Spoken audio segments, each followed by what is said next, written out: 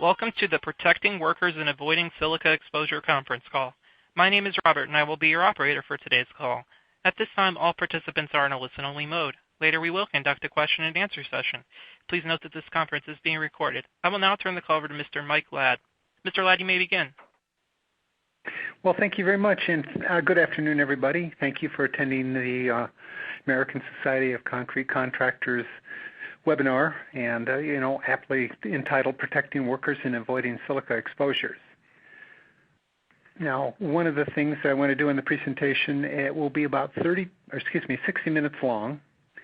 If you have any points for recertification, such as maybe a CSP, you will need to attend the full 60 minutes, and probably fill out a critique form and a short quiz that we can email to you. More about that quiz and the form later at the end of the presentation.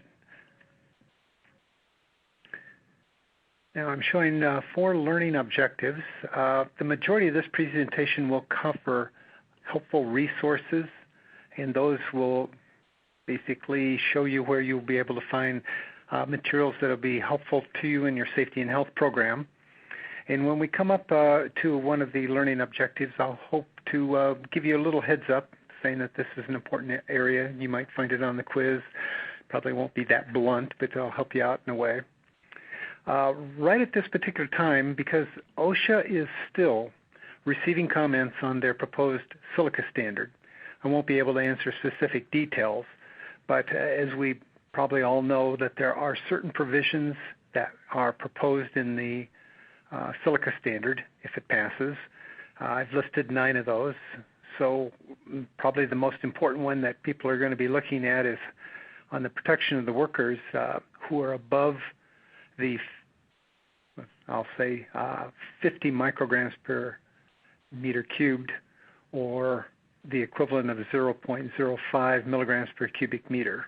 And there might or there might not be an action level, and that will be important in the way that you may have to monitor employees, use dust control, respirators, medical examinations, or do training.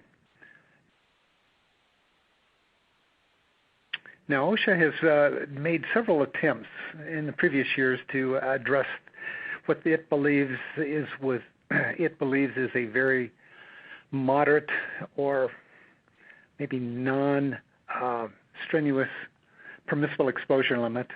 And they first did it with the 2006 Special Emphasis Program, in that they were defining specific tasks and activities that employers needed to do. That started off with a pretty intense OSHA citation and site visits to construction sites. Then in 2011, they came out with a national emphasis program, kind of taking the original special emphasis and adding just a little more information to that. And now we're reaching 2013, and the attempt is to really address what they believe is a very old permissible exposure limit. That limit was basically established in 1968 and was adopted by OSHA when it formed in 1971, and it has not made any changes or revisions in quite a long time. However, there has been additional information on the health effects of silica at exposure levels much, much lower than what the current permissible exposure limit is. Now, one of the other attempts is they're looking at the construction industry side, and knowing that it was using a much different notation. It was using a notation called million particles per cubic foot versus the milligrams per cubic meter.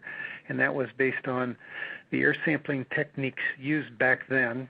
They used impingers and they used microscopes to do the actual counting of dust particles. That has long since been obsolete, and it hasn't been performed in many, many years, so they want to just kind of address that, clean that standard up a little bit.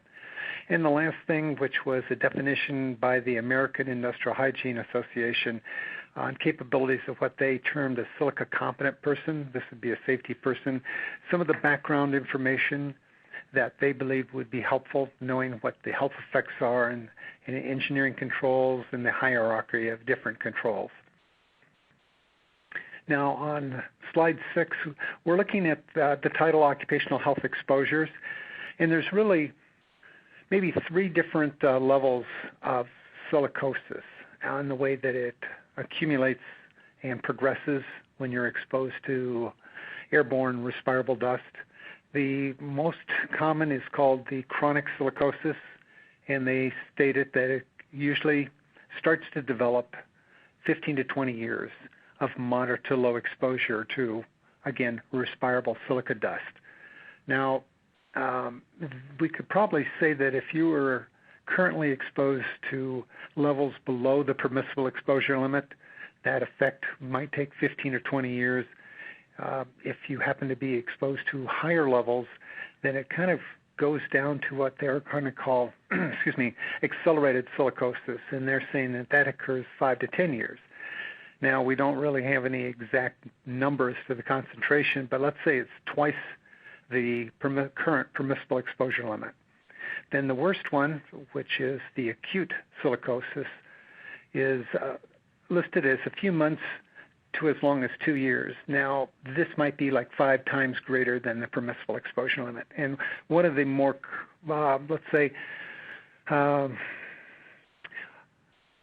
documented exposures would be if a mason was doing tuck pointing, where he's working on a chimney or on a brick wall and he's got an angle grinder and he's grinding out the mortar. He'll have that grinder pretty close to chest height, and therefore the dust coming off of that, if not either captured by ventilation or the dust knocked down by using a water spray, creates a huge concentration. And it doesn't take very long for that to accumulate in the lungs and start to have an adverse health effect.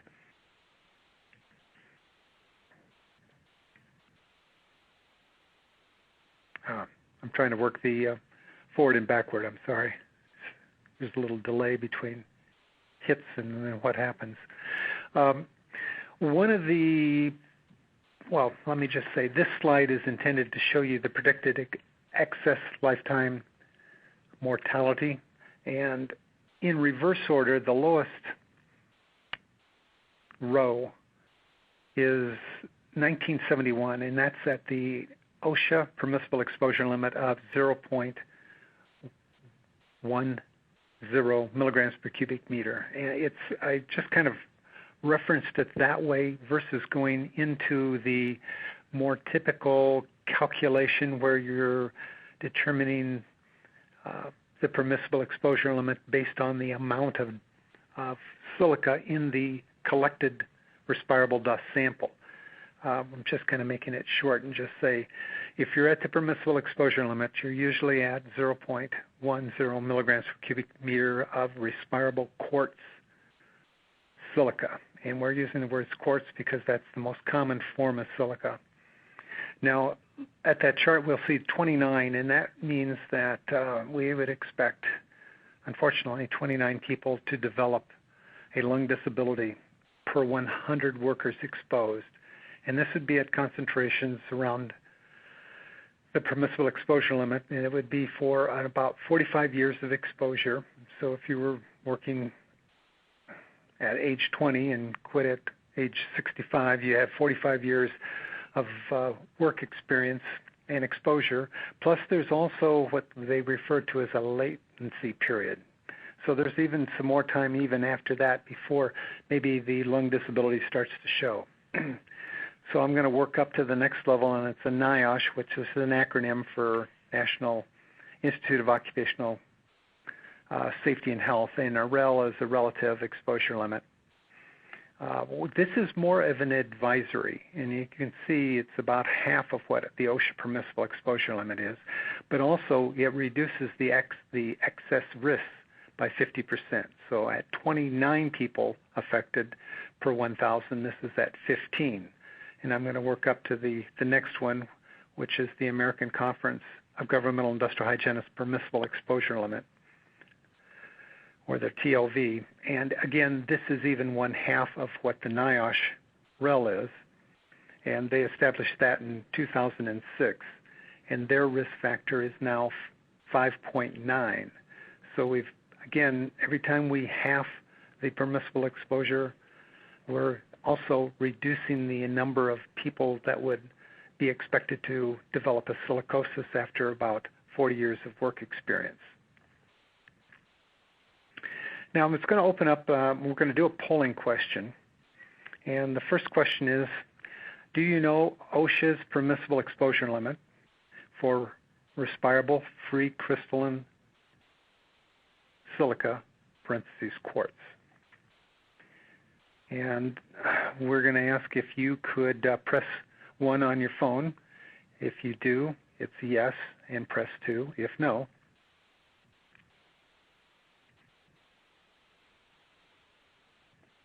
Robert, are you there? Yes, one moment. I'm just calculating the results. Oh, okay. I'm sorry.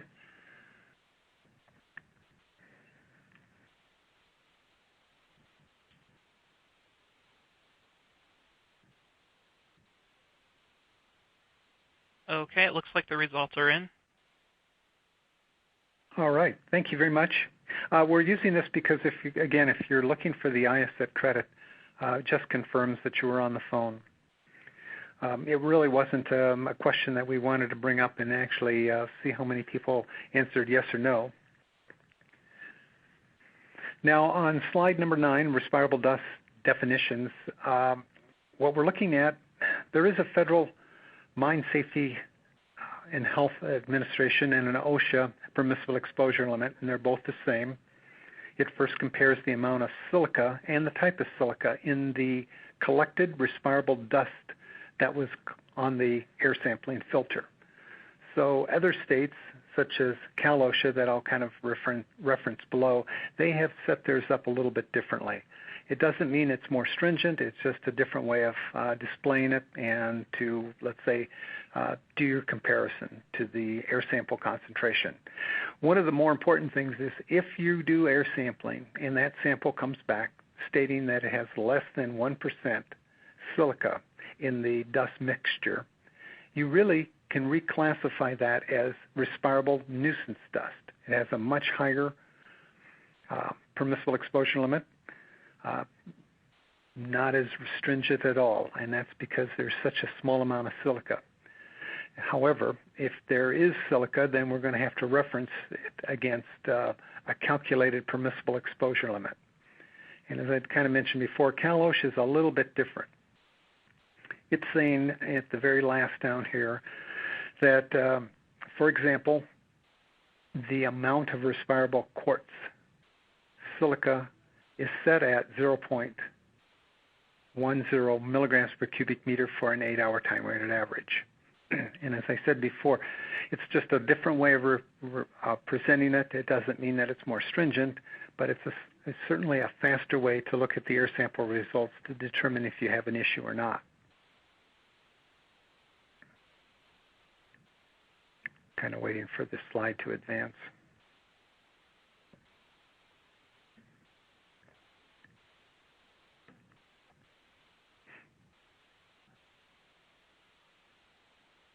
There we go. On slide 11, I may have jumped one, but we aren't going to waste any time going back. The construction permissible exposure limit is a little bit different than the general industry permissible exposure limit. And what they have done, this again was set quite a long time ago and has never been revised, and they refer to theirs as, again, million particles per cubic foot, or MPPCF. It's a little harder working with this.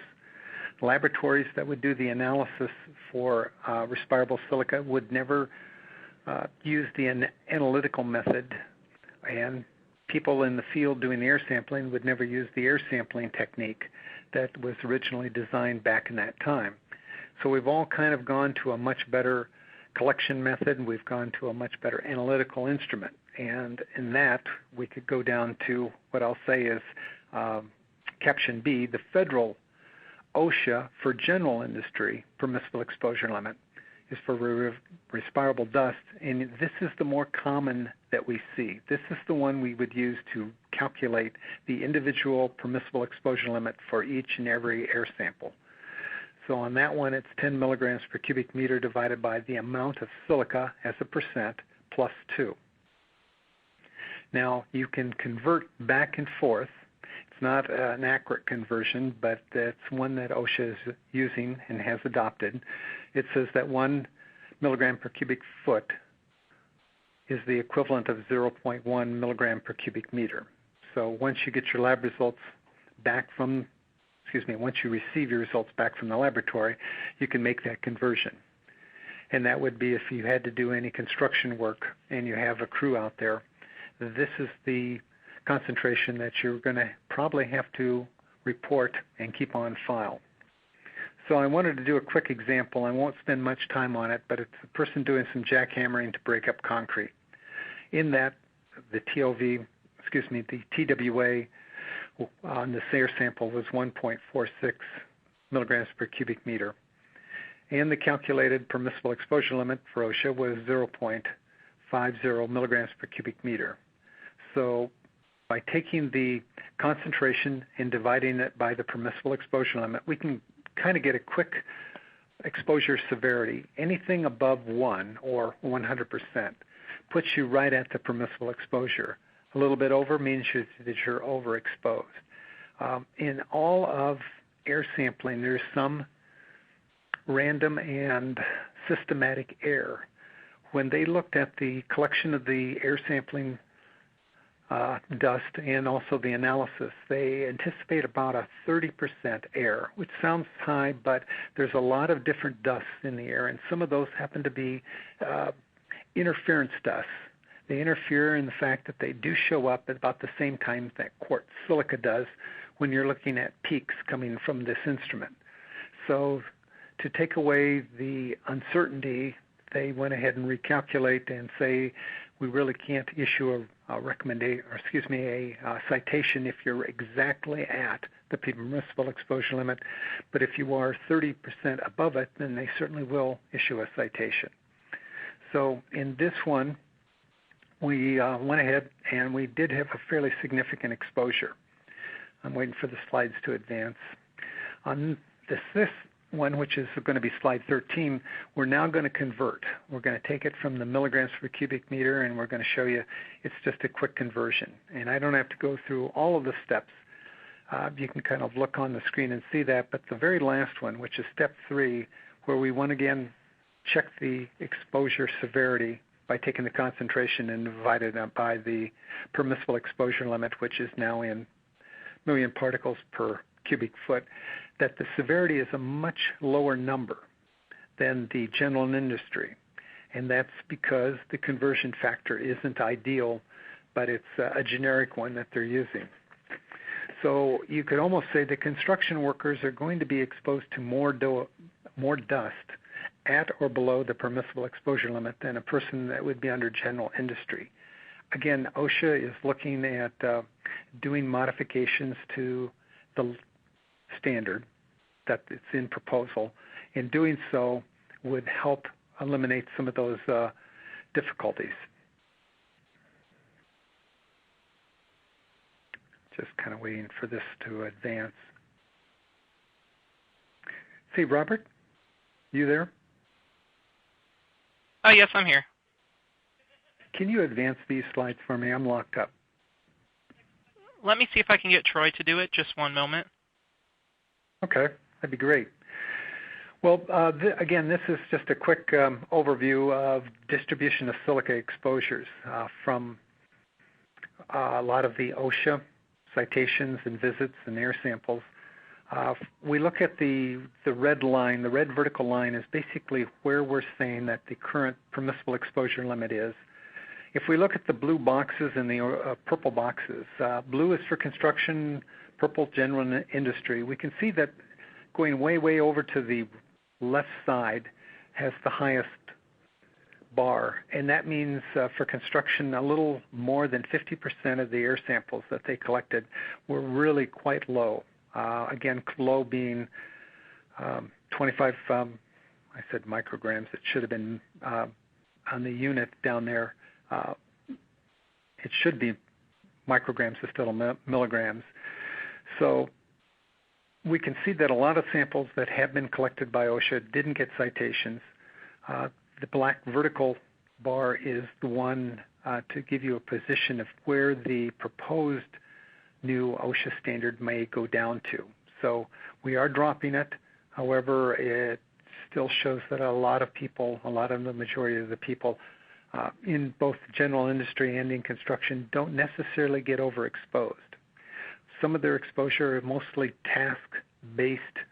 So you're using a grinder, a saw, a drill, maybe a jackhammer, but that is probably a very limited amount of time, and then the rest of the day you're not exposed to the dust levels. So when you calculate a full 8 hour, you find that the airborne levels do drop down. And this is a fairly important slide number 16 for the hierarchy of controls and procedures. Now I'm going to kind of define a control is an actual activity that we can say it's either an enclosure, you've got an automated activity, we're using mechanical ventilation, local exhaust to capture it at its source.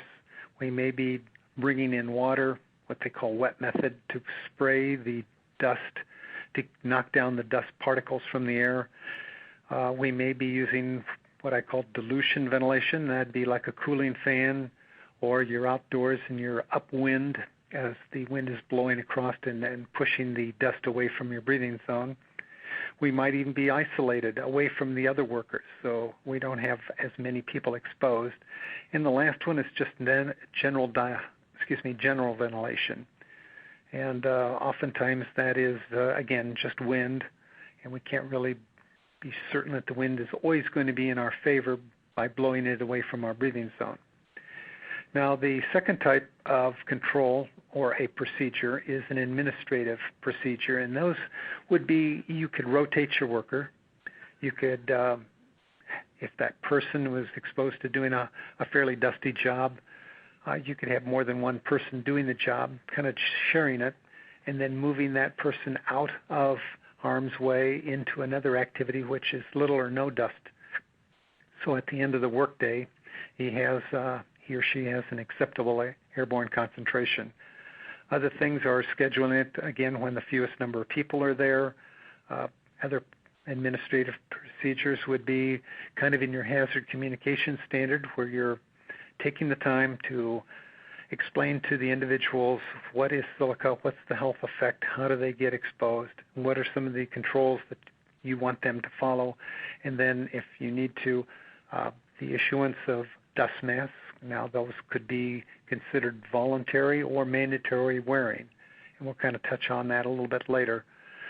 So the hierarchy is, if we could avoid it by having it subbed out, that would be the natural first choice.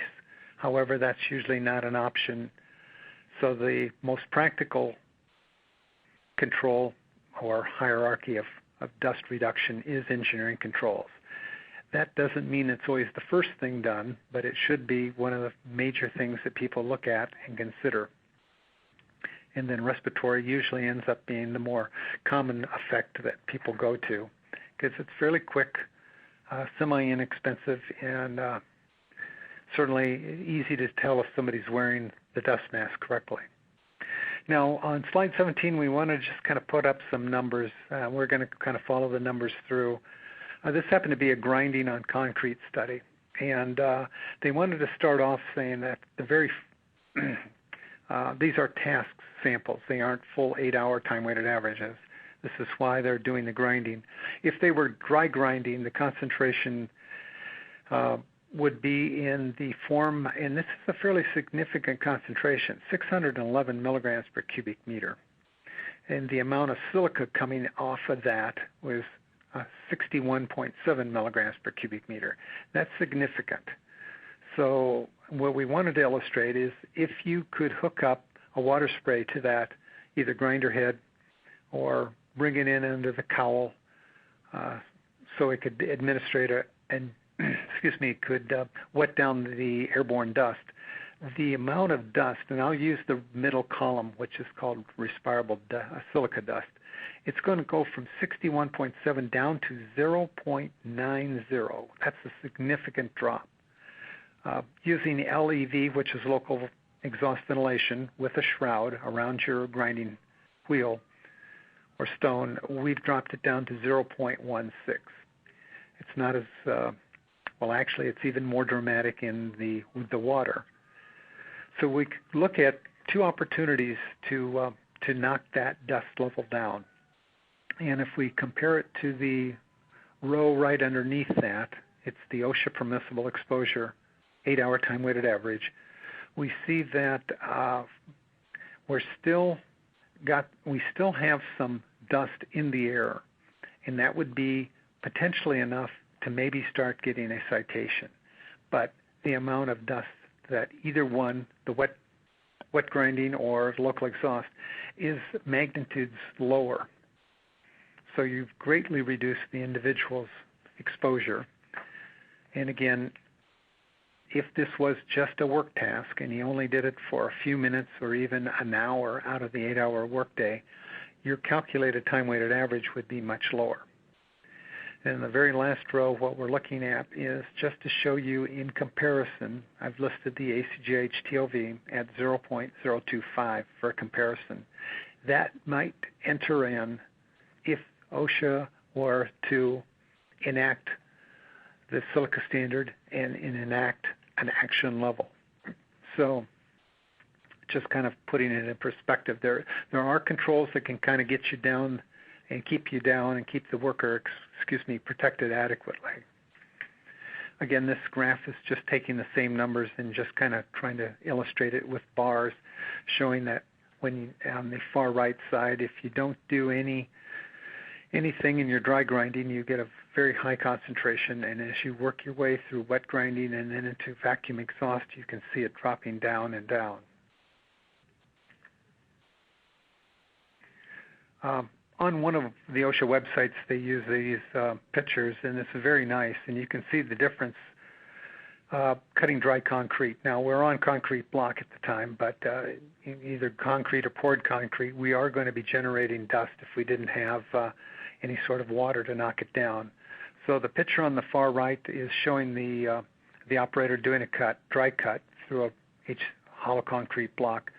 And then on the left side, doing the same thing, but he has now connected a garden hose up into the cutoff saw. So it's getting a direct amount of water to help drop out or to saturate the dust so it doesn't stay airborne. So on slide 20, it just shows you in numbers what the no control for the dust concentration was going into water spray and then into exhaust. So I put a red bar at our box around it. It says the dust was reduced by roughly, I'll say 89 to 95%, either using water spray control or a local exhaust. Highly effective. In situations due to weather, since we've had some fairly good polar weather coming through the Chicagoland area, you're not going to be able to use water all the time, or it may be a situation where you just don't want the water cleanup mess. There are kits where you can do dry cutting, and on this particular one, using a steel, and they call it a Dust Cobra, and it fits a steel quick cut cart, and it's only for model TS400. Fits on there very easily right underneath. It's got wheels. It allows the operator a couple of good things. It allows you to pick up the dust and then take it into a vacuum. Hopefully that vacuum would have a HEPA or a high efficiency particulate air filter on it to keep the dust from penetrating through the filter and then back into the air. But it also allows the operator to stand up and then walk that cutter cart, I'll call it. So his breathing zone is now, instead of within 2 or 3 feet, he might have it situated where he's 4 to 5 feet away from the cut. Gets that distribution of dust away from his breathing zone. On slide 22, we're showing 2 different styles, 2 different makes and models. One of the features that appears to be very, very good, having seen it in action, is the extension arm on the far right saw. And the reason I like that is if we're to use water to bring to wet down the dust, if you had to hold that saw and you were on your knees trying to make your cut, the amount of back spray that would come into your face, even if you had a face shield on, would make it very, very impossible to see your cut line. And in fact, if you're using a blue chalk as your cut line, the water itself would wash it right off very quickly. So having it up where you can get the arm extended out before the water comes out and the spray starts to wipe off the cut line, you're able to keep a nice straight line. Excuse me. And again, one of the other features showing on the right side is your depth adjustment, where you can go ahead and do multiple passes and each time cutting down so you don't do a major cut all at once. On the far right, the value of that particular model is having a very large water tank as you're walking, so you don't have to stop and have it filled up. Another one, and this happened to be a study that was done by NIOSH. I think it was funded by NIOSH, but it was done by the New Jersey Health Department, in which they went ahead and took a jackhammer and hooked up water to it through a small water hose, very small, and attached a spray head at the very end of that hammer, where the chisel goes into the hammer, I should say. That's the small right-hand top picture with the dotted red circle around it, showing that that's where they mounted it. Now, not very much water is coming out. However, there's enough, and it's enough under a compressor to keep the water spraying fairly consistently and get enough stream out there that makes reducing the dust, or I should say, makes it very effective in reducing the amount of airborne dust around the operator. Another very good example is taking an angle grinder and hooking up an exhaust. Now, many of the current models being sold today already come with a cowl. I'll call it a shroud, probably is the more correct term. And on that shroud, it is designed to be, it's designed to receive either 1.5 or 2 inch diameter vacuum hose. So it's a very quick way to attach local exhaust capture ventilation to an existing tool. You can even buy retrofit shrouds that fit on an older angle grinder, which make it very quick to go ahead and convert one. Again, I'm not going into the exact amount of dust reduction, but if we use the example that we had previously, we would probably expect anywhere from, say, 75 to about 98% of the dust to be knocked down or captured. Again, very highly desirable way to do that from an engineering control. And that kind of leads me into polling question number 2, which is slide number 25. And what I would like you to be able to do is just respond, simple yes or no. Does your company have a written respirator program? Please press 1 on your phone for a yes, or press 2 for a no answer. And the word written with quotation marks means it is a written program. Now, you may have gotten a program off the shelf. Hopefully you have customized it for your specific needs, such as maybe activities and tools.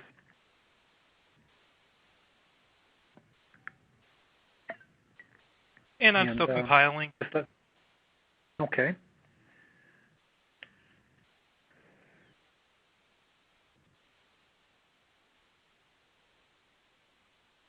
Okay, it looks like it's done now. Perfect. I just advanced the slide to 26, talking about respirators. And again, this is one of the more common ways that you can help protect your worker. It may be the more preferable way in certain situations. However, there's different types of respirators, obviously. And OSHA had kind of relaxed its address on disposable dust masks, which I refer to as disposable dust masks.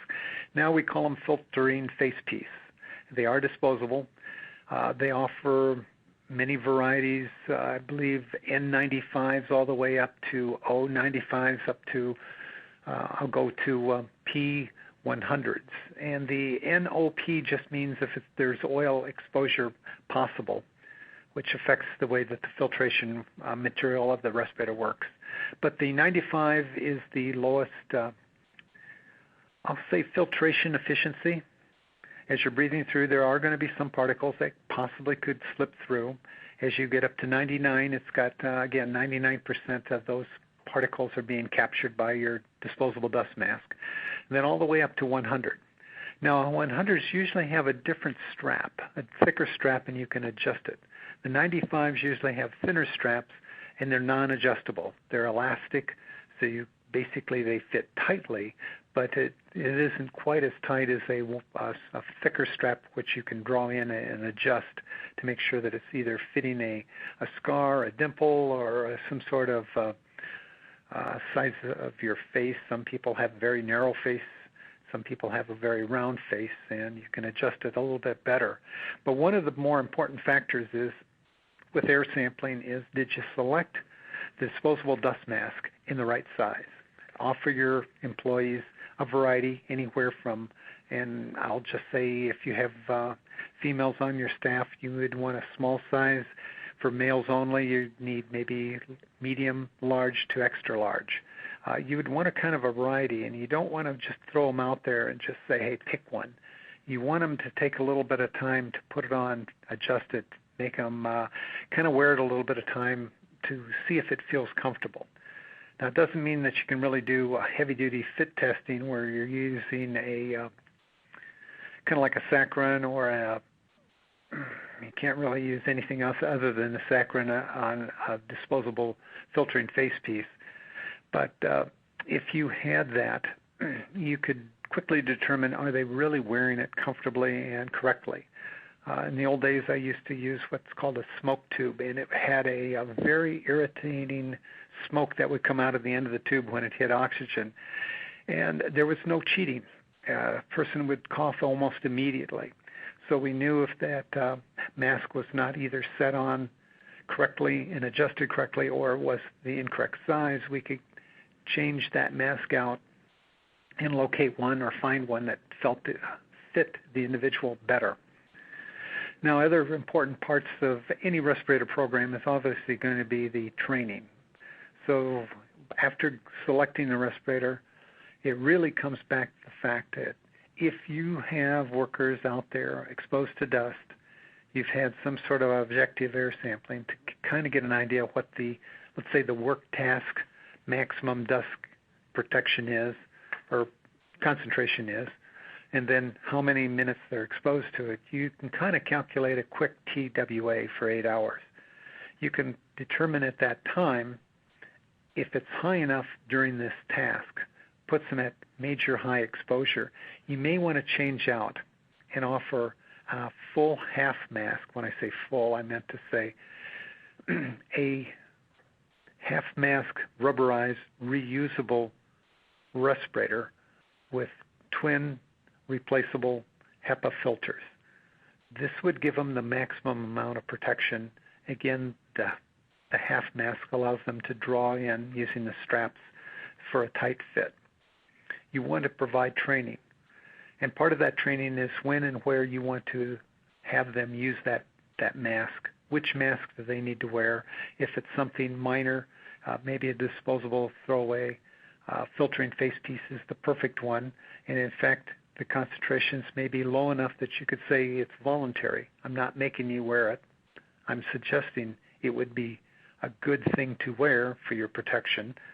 But if you do, I've got to give you a little training to say what are some of its limitations, such as it's good for collecting and protecting you from airborne dust, but it's not going to protect you from working with solvents and breathing in solvent vapors or working in an area where there might be some carbon monoxide. So you've got to take a little bit of time, and if you're under the federal OSHA versus a state OSHA, I can cite that it would be Appendix D, in which it says if you do provide it and you're not requiring them to wear it on a mandatory basis, then again, Appendix D is really all you have to do, but just follow it up with a little training, and then also keep kind of like a sign-in log dated, which people you trained and when, where. I think that would help in case you might get a visit from OSHA and they would ask those questions. Can you prove that this training took place?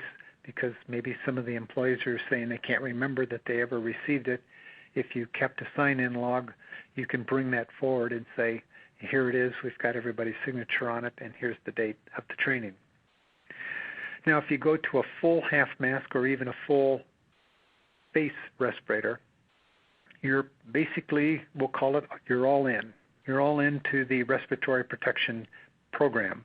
You need a full written program detailing different steps that need to be done, which individuals need to be included in that program, and then what type of respiratory protection have you assigned to them. And again, when we say assigned, we're also looking at what is the assigned protection factor on that respirator. Now, most disposable, throwaway, single-use filtering face piece masks have a APF, again, assigned protection factor of 10. If you give them a half mask reusable HEPA filter, that still has an APF of 10.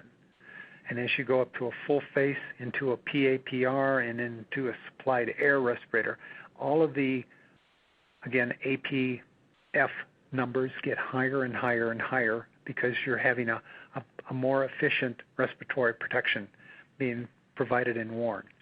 However, whenever you use reusable respirators, you've got to inspect them, got to store them, got to clean them, and you got to repair them. So all of those need to be probably addressed in some make or manner in your respirator program to make it a very efficient, customized, site-specific program for your company. On slide 27, we're now going to start to be going into a little bit more on the resources and references, and I think this is the part where many of you are going to find that there's going to be something out there on the website you weren't quite aware of that hopefully you will find will be very helpful for you and your company. Now we're going to start off with NIOSH. Again, the acronym is National Institute of Occupational Safety and Health. They do have an engineering control for silica in construction. Now, many of the features that would be in construction would be coming over into manufacturing. But since with your facilities you are construction, they have gone out and done very specific tests, long-term tests, showing the efficiency of different engineering controls for cutoff saws, jackhammers, grinders, and such. This particular one is very nice. I like it. It's out of Canada. You can pick it up under YouTube. We've got some links that you can see here. I think what we'll do at the end, for those who are attending, we will send out a nice PDF through the association, which gives you live links. So you can go ahead, download that, put it on your computer, and then do a live link into the specific site location, either referencing a control, a product, or in this case, a video. The video is only 2 minutes, and it kind of gives a nice overview of what does silica do and how does it do it. How does silicosis develop? Many times you can kind of read things and it doesn't quite all that make that much sense, but when you start seeing it in a video, it makes it quite clear. Everything we breathe doesn't get deeply down into your lung. We do have, I guess you would say, we do have a filtering device in our sinus cavities, in our throat, in our bronchioles. So some of the bigger particles just never get down there low enough into the lung to start to harm the interior of the actual lung itself, or to the air sacs where the oxygen transfers into the red blood. A second video that I wanted to show up, New Jersey has done several very nice ones. Again, this is their New Jersey government health, I guess, organization, and they show you live coverage of an operation, a tool in which it has the control on or the control off. So you, and through NIOSH, can see that If the control's off, it's very hard to see the individual or the apparatus that they're using, the working tool. But when the control's turned on, either vacuum or water, everything is almost crystal clear. It really cleans it up, not only for that operator, but if you happen to be working in a fairly congested area with other trades, it cleans it up for the other trade people too, which I'm sure that they highly appreciate. One of the more important sites, take just a little bit of time on this one, slide 31. It's by an organization called, I'm not exactly what it's called. I'm going to kind of skirt around that right now, and I'll come back to it. It's sponsored by a union organization, and they've taken a lot of time and effort to accumulate the information that's out there on the website and to make it very, very easy and comfortable to use to reference things. The first part is, what is the hazard? Well, we'll kind of get into that and drop down in a little bit, but I wanted to go over to the B side, which is control the dust. And we can see create a plan at the very bottom of the right corner. This is one of those features that's very, very helpful. I think if you wanted to put together a procedure for your company for a very specific activity using a very specific tool, this is a great website to go to. First, you start off and you're going to select what you're going to cut or what asbestos-containing material you're going to be working with. Oftentimes, there's concrete there that we would select. It makes perfect sense. You answer another couple of questions and you start to get into where you can fill in more details. Now, the slide doesn't really make it easy to read because it's trying to encompass a lot of area, but once you've selected the cutting or the sawing method on what material, you can put a customized explanation of what you're doing. So on this particular one, I said I'm cutting expansion joints basically in a concrete sidewalk. And if I get down to, if I was using a grinder, which is another potential tool that I clicked on, I said vacuum hose connected to a HEPA filter vacuum cleaner. So I'm kind of giving more in depth of what I want them to do. I want them to hook it up, and I want them to use that vacuum cleaner when they're using the grinder. Now it keeps going through, asking more and more steps, such as your company name, your location, your name, and then maybe a better description of the work. When you start getting them done, it recaps that for you. It's taking the information that you provided, letting you review it, and if you feel that it needs to be corrected, you can go back. If you like it, you can go ahead and keep going through. There's more inputs. More description of what controls are, space there for medical surveillance, for housekeeping, anything that you feel would be very valuable to your employee that you want them to do. And again, at the very end, there's a little more opportunity to put in a more specific information about the controlling of the dust. And part of that might be is you have selected either water or local exhaust, and then you may do a rotation of the workers and you're offering disposable dust respirators.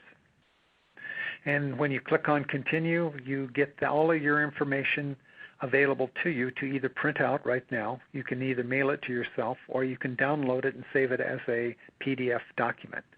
If it's a PDF document, it's pretty much not going to allow you to save it that way, but I believe, and again, it's been a little bit of time since I've been on here, it may be in a PDF, and they also may give you an opportunity to save it as a Word document. And if it is under Word, then obviously you can go back in and do edits later on if you need to do modifications. Now, when we're on the first page, we could go down and do reference, training, and other resources. This is where this website really shines also.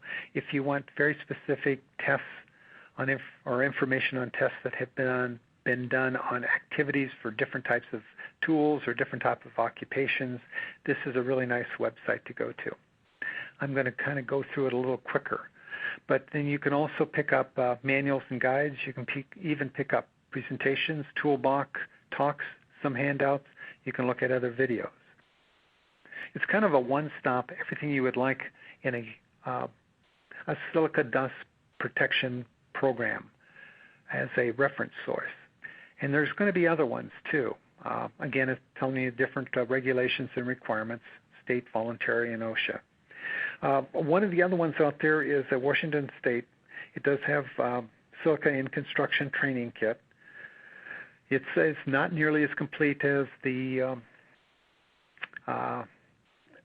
Create Your Own Plan website, but it does offer specific information. Again, you can kind of drill down in different sections and get more information on specific activities. Georgia Tech University was sponsored by NIOSH, and they put together an excellent presentation. It's called Best Practices Silica Management Guidelines. It's 4 pages. It's an editable form, so you can fill it out, kind of almost like Create a Plan that we just recently walked you through. This one is very similar, again, indicating a checklist, work practices, tools, respiratory protection, training, and risk evaluation. It's just another document that offers a similar way to make a customized safety program.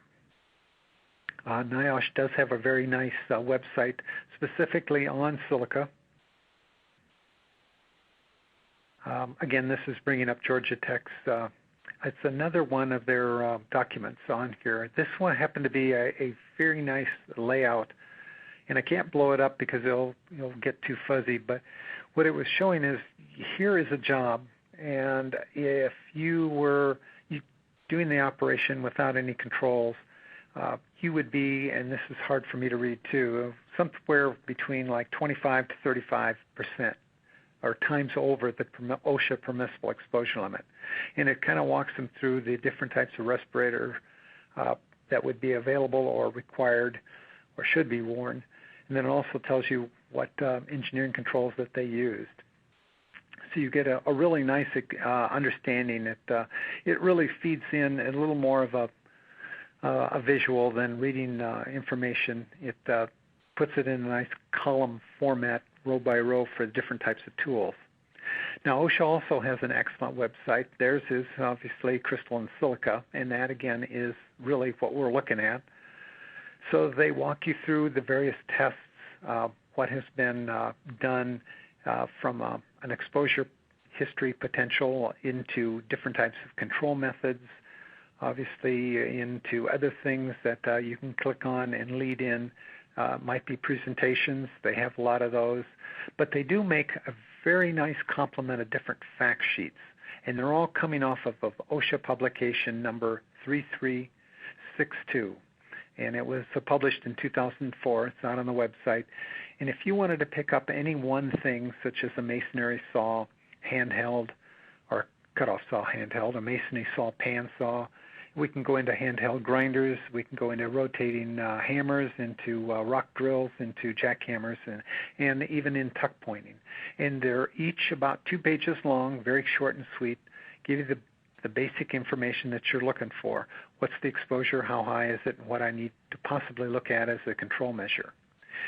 This particular slide, number 49, is showing you the cover page of what the OSHA publication is on controlling silica exposures in construction. Again, it's listing out, you can read them on the right or on the left side, some of the activities people are doing and the tests that they have done to document what an airborne exposure would be. Again, here's a quick picture of what the fact sheet looks like. Again, 2 sides, quick information, very nice for field people to kind of get a feel for what they should be doing and why. Then we get into a feature that some people may use and some people may not. It's OSHA's e-tool, and it walks you through the different steps. Now, one of the steps that I think is kind of interesting is comparing your exposure to OSHA's. And in doing that, you're going to have to put some input into the website, some concentration and things like that. And it's going to calculate and tell you how high your permissible exposure was and what percent you were overexposed. Again, NIOSH is showing different types of things that you can click on and download. Again, if you were to say that our dust is high enough, consistent enough, we're going to have to put them in a respirator program. Gives you some information is if you do that, you hope to go to a hospital and have that x-ray reviewed by a physician who is classified as a B reader. And a B reader is a certain classification, just says you've gone through more training and have done more things, and you're a little more experienced and qualified to read that x-ray. Again, Washington State has a respirator guidance based on exposure, silica exposure modeling for the construction industry. It's color-coded, so it's quick to look at. It's easy to look up over on the far left side. These are the tools that I'm playing with, or I'm working with, and the color coding means we would expect certain concentrations, and you kind of work your way down to those protection factors, the sign protection factors. So again, a quick and fast, easy way to look at things. OSHA also has published a nice quick review document called Assigned Protection Factors. And I just kind of wanted to point out, we're talking about, for example, if you have a half-mask respirator on and it says that it's got an APF of 10, and OSHA says, again, this is not their real permissible exposure limit, but if it's the one that we're going to be using at 0.05 milligrams per cubic meter, it says your maximum allowable airborne 8-hour time-weighted average can be as high as 0.5 milligrams per cubic meter. So it's basically taking into the account that whatever the health limit is, you can be 10 times over on a time-weighted average and still be in compliance. Another excellent reference is called Guide to Managing Silica Control Programs. It's sometimes referred to as Blueprint Project. It takes you in and you click on the right series of, do you want it in Word or you want it in PDF format. Once you're in there, you can go to a table and it'll pick up an activity and it'll walk you through the activity as far as the severity and what protection factor should be worn. So even if you didn't have any samples in front of you, person has not visited to document what your worker is exposed to, there are certain jobs, certain tasks that you can look up, and you can get pretty good idea as to, okay, this is a pretty high or pretty high dusty area, but he's only on there 10 minutes. So I can kind of do a quick math on it and figure out what the potential 8-hour time-weighted average is. Or if he's doing it for the full day, now I may have to move him from maybe a disposable dust mask into a half mask or into a full-face reusable respirator because it's just too intense and we can't get the right engineering control in there. Now, when I was kind of starting out showing the create a plan, I wish I could read this a little bit better, but I'm just going to refer to it as CPWR. Now, on their website, besides create a plan, they allow you to go in and to select material in Spanish. So if it's in English, you hit Spanish. They do have the Spanish version, so you can kind of read what is being provided and then what your Spanish people, your Spanish-speaking workers would be able to read also. NIOSH does the same thing.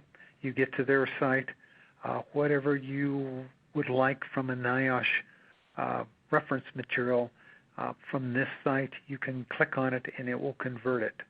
So if fact sheets are only in English, in theory you could get those converted into Spanish. Makes it a lot nicer than it's nicer to have something to hand out that they can hold, take home and read and review it now back and forth than just to speak to it once and not really have anything for them so they can review it in their language.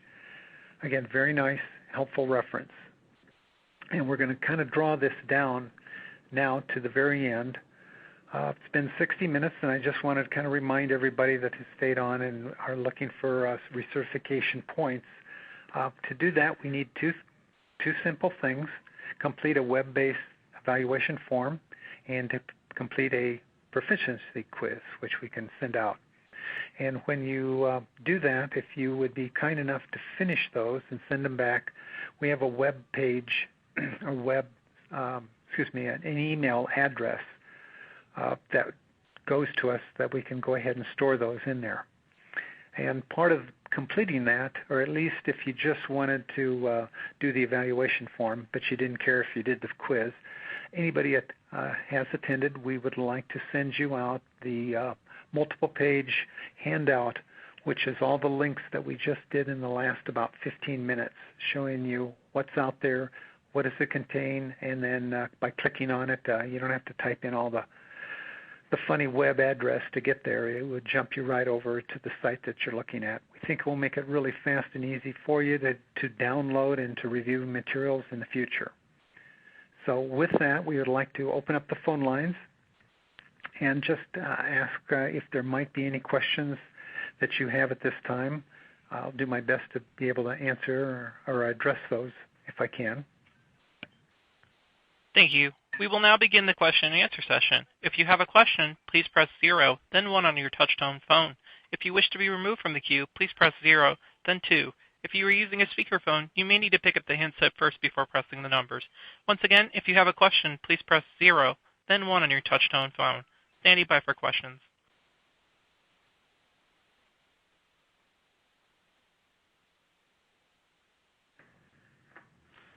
And our first question comes from Gabrielle O'Hara. Please go ahead. Good afternoon. I have a question. Good afternoon. Yes, every now and then I hear the term amorphous silica. And in your presentation, you talk about crystalline silica. Can you tell what's the difference between the two? Yeah, I look at amorphous as I'll start off kind of more of a basic. Crystalline free means I'm not. My silica has not been bound, kind of like in granite. It's not been bound with minerals or in calcium carbonate, which is limestone. So it's free. It doesn't have any other material like a mineral attached to it. Amorphous usually does. And amorphous silica doesn't quite behave the same way that silica does. It doesn't seem to be as aggressive or harmful. However, you can do things and you can change amorphous into crystalline. For example, if you were to sandblast or abrasive blast, bad term, but they do relate. As soon as you fracture either the sand particle or the glass bead particle, you change that, I'll call it valence, or you change its amorphous into crystalline. Okay. So we've basically, we kind of, basically we say is certain materials, if it's amorphous, we kind of almost treat it as nuisance particulates. If it's crystalline, it's got a little more danger in as far as the way that it can affect your lungs. Okay.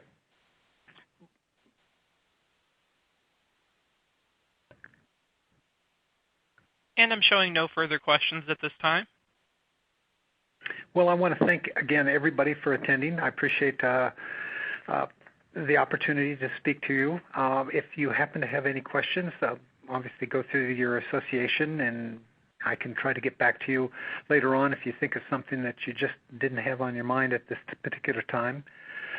Again, thank you, and for those who would like to complete the training and receive your ISET accreditation, just on this particular slide, look what we're requesting, and if you can meet that, we'll appreciate it, and we'll get a certificate out to you, and everybody will be able to, that was on here, will be able to receive our handout as far as references and resources.